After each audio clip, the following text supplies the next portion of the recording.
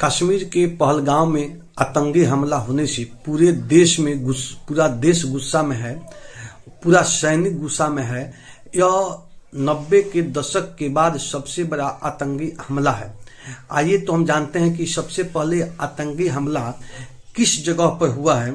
तो यह दक्षिण कश्मीर के अनंतनगर के में पड़ता है। जो आतंकवादियों ने हमला किया है वो दक्षिण कश्मीर के अनंतनगर, ये जो आतंकवादी हमला किए हैं यह दक्षिण कश्मीर के अनंतनाग में पड़ता है। पहलगाम जो कश्मीर की एक टूरिस्ट जगह है जो पहलगाम से वैष्णो घाटी में है और उसी वैष्णो घाटी में यह पहलगाम पड़ता है।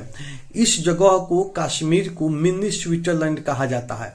यह जो घाटी है ये घासों से भरा हुआ है और जैसे मौसम चेंज होता है तो देश विदेश और पूरे देश से लोग घूमने के लिए, पर्यटन करने के लिए इस पहलगाम में वैष्णो घाटी कश्मीर में आते हैं और यहाँ पे लगभग कई हजार पर्यटक थे और घाटी में घूमने आए थे।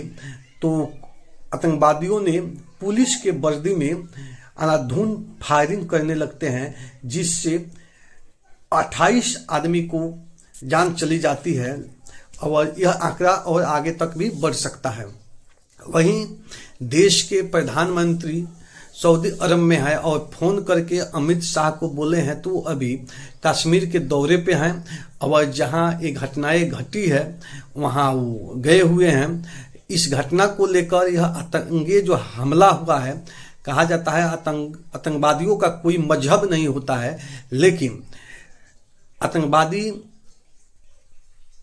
धर्म पूछकर फायरिंग किए हैं और गोली चलाए हैं। तो कहा जाए कि अभी तक जो धारणा था आतंकवादियों का कोई मजहब नहीं है, लेकिन धर्म पूछकर कौन किस धर्म से है उस हिसाब से वहां पे गोली चलाया गया है और हिंदुओं की टारगेट किया गया है। वो जितने भी वहां पे पर्यटक मारे गए हैं वो सभी हिंदू ही हैं। तो 370 धारा हटने के बाद यह एक चैलेंज है कि तुम नया कश्मीर बनाकर दिखाओ। 370 धारा हट गया है लेकिन तुम कश्मीर में आकर दिखाओ। जिस घटना से पूरे देश आज गुस्सा में है, पूरा सैनिक गुस्सा में है और पहलगाम वैष्णो घाटी में पड़ता है। देश के सेना गुस्सा में है। गैर कश्मीरी और गैर कश्मीर के धर्म के लोग कश्मीर में नहीं आ सकते हैं। इस तरह की बातें चल रही है और कहा जाए तो सेना को एक बहुत बड़ी चैलेंज है, सरकार को बहुत बड़ी चैलेंज है। और आतंकवादी जब हमला किए हैं तो वो पुलिस वर्दी में थे। पहलगाम में जो घास के मैदान है उसमें पर्यटक घुड़सवारी कर रहे थे, कुछ बैठकर आपस में बातचीत कर रहे थे। उसी समय आतंकवादी पुलिस वर्दी में आते हैं और उनका पहचान कर आतंकवादियों फायरिंग शुरू कर देते हैं, तबातोड़ गोली चलाते हैं, जो दहशत का माहौल बन जाता है। वहीं एक पर्यटक जो है वो नई नवेली उसकी शादी हुई थी और उसके हाथ में लाल चूड़ी था जिसे पता चलता था कि अभी इसका शादी हुआ है और उसके पति को धर्म पूछकर उसको गोली मार दिया गया। ऐसी घटना को आतंकवादियों ने बर्दाश्त दिया है और कहा जाता है कि आतंकवादी का कोई मजहब नहीं होता है, कोई धर्म नहीं होता है। लेकिन कश्मीर में जो घटनाएं घटी है, जो पहलगाम में घटनाएं घटी है, जो आतंकवादी हमला किए हैं वो प्रत्येक व्यक्ति को धर्म पहचानते थे और धर्म के आधार पर गोली मारे हैं। और जब 370 धारा हटा तो उसके बाद यह कहा जाए तो एक चैलेंज दिए हैं कि नया कश्मीर बनाकर देखो, कश्मीर में गैर मुस्लिम आकर देखे और यहाँ पर घूम कर देखे। तो एक बहुत बड़ी शर्म की बात है और पूरा देश गुस्से में है। लेकिन आतंकवादी ऐसा क्यों करते हैं? अगर कहा जाए एक तरफ से तो कश्मीर का जो अर्थव्यवस्था है वो पर्यटकों पर डिपेंड करता है। कश्मीर का अर्थव्यवस्था प्रति वर्ष कई प्रतिशत बढ़ जाता है। अगर कश्मीर का अर्थव्यवस्था मजबूत होता है, फंडिंग होता है तो टूरिस्ट के चलते, पर्यटक के चलते, तो कहा जाए तो अपनी ही अर्थव्यवस्था पर आतंकवादी गोली चलाए हैं और एक कहा जाए तो आतंकवादी अर्थव्यवस्था को ध्वस्त भी किए हैं। तो कश्मीर की जो अर्थव्यवस्था है तो वो पर्यटकों पर भी निर्भर रहता है, लेकिन उन्हीं पर्यटकों पर जब गोली चलाया गया है और चैलेंज दिया जा रहा है कि यहाँ पर कोई आकर दिखाए, तो एक बहुत बड़ी ये भी सोचने की बात है, आखिर ऐसा होता क्यों है? आतंकवादी चाहते क्या है? आतंकवादियों का मकसद क्या है कि निर्दोष लोगों पर आंधुन फायरिंग कर रहे हैं? और जो आतंकवादी संगठन है वो कौन सा संगठन है जो अपने ऊपर जिम्मेवार ले रहा है? आइए उसके बारे में भी हम चर्चा करेंगे। लेकिन सवाल है कि आतंकवादियों को बार बार हमला होना और निर्दोष लोगों को टारगेट करना, ये कहाँ तक सही है? यह बहुत एक शर्म की बात है और दुखद बात है, और पूरा देश इसके गुस्से में है कि आतंकवादियों का जो अब की बार जो हमला हुआ है ये सबसे बड़ा हमला है। अभी तक 28 व्यक्तियों को गोली लगने की खबर आ रही है। यह आंकड़ा आगे भी बढ़ सकता है।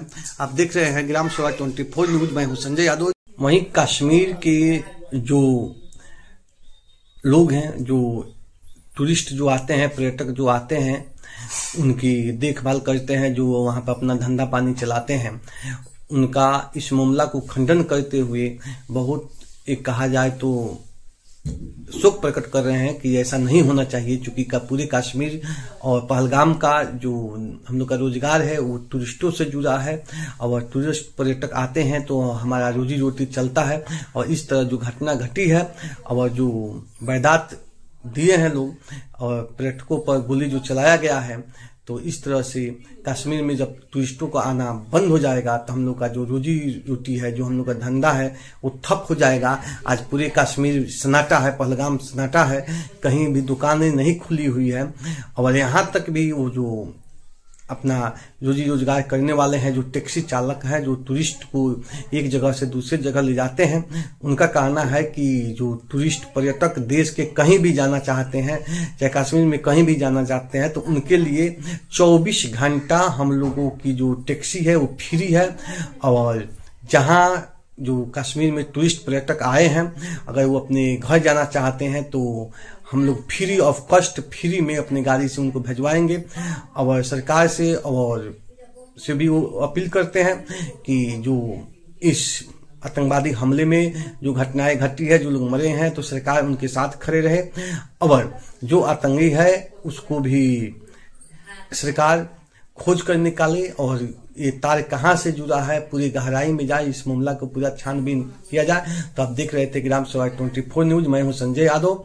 और कश्मीर के पहलगाम में जो आतंकवादी हमला हुआ है, यह पूरे देश में गुस्सा है, पूरा सैनिक में गुस्सा है। और इस पर्यटक में जो लोग 2 विदेशी लोग को भी खबर आ रही है कि 2 विदेशी को भी गोली लगी हुई है। अभी तक यह आंकड़ा 27 है, लेकिन यह आंकड़ा और आगे भी बढ़ सकता है, क्योंकि यह कहा जाता है कि आतंकवादी का कोई मजहब नहीं होता है, कोई धर्म नहीं होता है, लेकिन यह जो गोली चलाया गया है वह धर्म के आधार पर चलाया गया है, गैर कश्मीरी के को जानकर चलाया गया है। तो कहा जाए तो 370 धारा हटने के बाद कश्मीर में जो नक्सली संगठन है, जो आतंकवादी संगठन है, वो एक बार फिर खड़ी हुई है और चुनौती दे रही है।